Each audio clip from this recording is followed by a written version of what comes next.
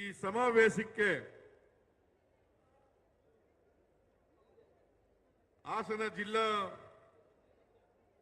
ಎಲ್ಲ ಮುಖಂಡರುಗಳಿಗೆ, ಕಾಂಗ್ರೆಸ್ ಅಧ್ಯಕ್ಷರಿಗೆ, ರಾಜಣ್ಣವರಿಗೆ, ಶಿವಲಿಂಗೇಗೌಡರಿಗೆ,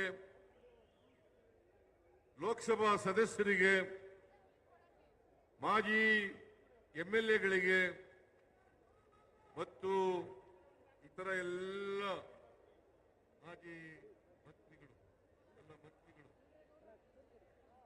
ಶಾಸಕರು,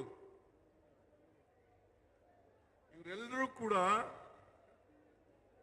ಈ ಸಮಾವೇಶ ಇಷ್ಟೊಂದು ಯಶಸ್ವಿ ಆಗಲಿಕ್ಕೆ ಶ್ರಮ ಪಟ್ಟಿದ್ದಾರೆ. ಅವರೆಲ್ಲರಿಗೂ ಕೂಡ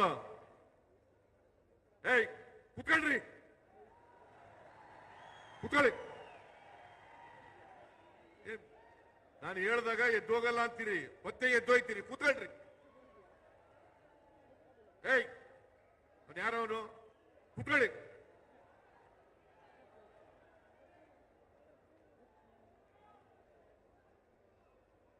ನಾನು ಈ ಸಮಾವೇಶ ಯಶಸ್ವಿಯಾಗಲಿಕ್ಕೆ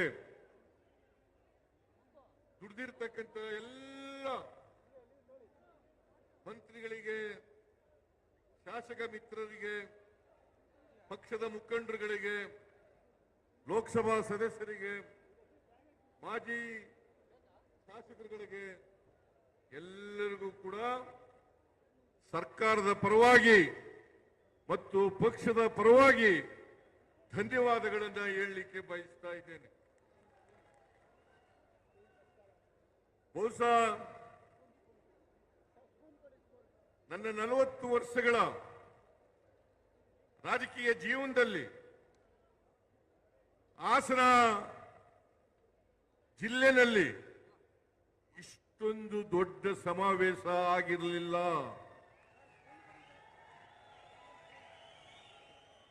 ಮೊದಲನೇ ಬಾರಿಗೆ ಹಾಸನದಲ್ಲಿ ಇಷ್ಟೊಂದು ದೊಡ್ಡ ಸಮಾವೇಶ ಆಗಿದೆ. ಅದಕ್ಕಾಗಿ ಇಲ್ಲಿ ಬಂದಿರತಕ್ಕಂಥ ಎಲ್ಲ ಕಾರ್ಯಕರ್ತ ಬಂಧುಗಳಿಗೆ ನಮಸ್ಕಾರಗಳನ್ನು ಹೇಳಲಿಕ್ಕೆ ಬಯಸ್ತಾ ಇದ್ದೇನೆ. ಮಾಧ್ಯಮಗಳಲ್ಲಿ ಚರ್ಚೆ ನಡೀತಾ ಇತ್ತು, ವ್ಯಾಖ್ಯಾನ ನಡೀತಾ ಇತ್ತು. ಯಾಕೆ ಹಾಸನದಲ್ಲಿ ಈ ಸಮಾವೇಶ ಮಾಡ್ತಾ ಇದ್ದಾರೆ? ನಾನು ಹೇಳಿದೆ, ಮೈಸೂರಿನಲ್ಲಿ ಅನೇಕ ಸಮಾವೇಶಗಳಾಗಿದ್ದಾವೆ, ಆದರೆ ಹಾಸನದಲ್ಲಿ ದೊಡ್ಡ ಸಮಾವೇಶ ಆಗಿಲ್ಲ. ನಾನು ರಾಜಣ್ಣವರಿಗೆ, ಶಿವಲಿಂಗೇಗೌಡರಿಗೆ, ಲೋಕಸಭಾ ಸದಸ್ಯರಿಗೆ ಕೇಳಿದೆ, ಏನಪ್ಪ ಹಾಸನದಲ್ಲಿ ಮಾಡೋಣ ಅಂತೇಳಿ. ನನಗೆ ಅದಕ್ಕಿಂತ ಮುಂಚಿತವಾಗಿ ಸಚಿವರಾದಂಥ ವೆಂಕಟೇಶ್ ಅವರು, ಮಾದೇವಪ್ಪನವರು, ಚೆಲುವರಾಯ ಸ್ವಾಮಿಯವರು, ಅವರೆಲ್ಲರೂ ಕೂಡ ನಾವು ಈ ಸಾರಿ ಹಾಸನದಲ್ಲೇ ಮಾಡಬೇಕು, ಮೈಸೂರಿನಲ್ಲಿ ಮಾಡೋದು ಬೇಡ, ಅನೇಕ ಸಮಾವೇಶಗಳನ್ನು ಮಾಡಿದ್ದೇವೆ, ಅದರಿಂದ ಹಾಸನದಲ್ಲಿ ಮಾಡಲೇಬೇಕು ಅಂತೇಳಿ ಅವರು ಸೂಚಿಸಿದ್ರಿಂದ ಇವತ್ತು ಹಾಸನದಲ್ಲಿ ಇಷ್ಟೊಂದು ದೊಡ್ಡ ಮಟ್ಟದ ಸಮಾವೇಶ ನಡೀತಾ ಇದೆ. ನಾನು ಮಾಧ್ಯಮದವರಿಗೆ ಹೇಳ್ತೀನಿ, ಇನ್ನೊಂದು ಚರ್ಚೆ ನಡೀತದೆ ಮಾಧ್ಯಮದಲ್ಲಿ, ಯಾವ ಕಾರಣಕ್ಕೋಸ್ಕರ ನೀವು ಮಾಡ್ತಾ ಇದ್ದೀರಿ? ನಾನು ಹೇಳಿದೆ, ಇದು ಬರೀ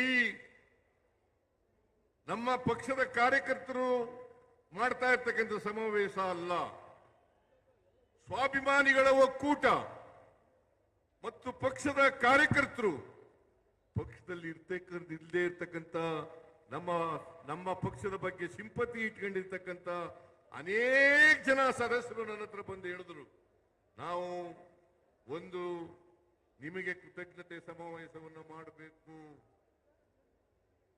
ಸ್ವಾಭಿಮಾನಿಗಳ ಒಕ್ಕೂಟದಿಂದ ಇದನ್ನು ಮಾಡ್ತೇವೆ ಅಂತ ಬಂದು ಹೇಳಿದ್ರು.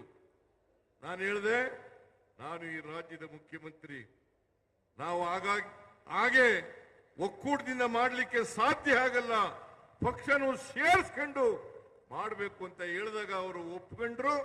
ಹಾಗಾಗಿ ಇದು ಪ್ರದೇಶ ಕಾಂಗ್ರೆಸ್ ಸಮಿತಿ